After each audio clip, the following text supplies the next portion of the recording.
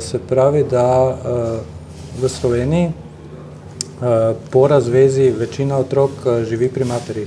Ja, še vedno je tako, ja. Ampak očetje pridobivajo vedno večjo vlogo, se mi zdi, tudi sami, tudi se jim tako priznava in tudi vedno več otrok je več časa pri očetih, tudi na račun tega skupnega starševstva in tudi več otrok je kot v preteklosti že tudi zaupanih varstvu in vzgoju očetom. Očetje imajo zelo pomembno vlogo, ne. Tudi tuji avtorji to ugotavljajo, da je pomembna ne samo materina opora ob razvezi, po razvezi otroku in sicer, ampak tudi očetova, ne. In neko nudenje pozornosti strani očeta, odzivnost očeta, tako da sta pomembna oba starša, vsekakor.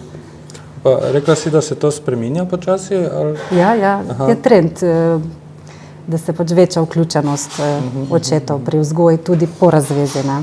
Da ni več čisto avtomatsko, da otroci po ločitvi spadajo k materam.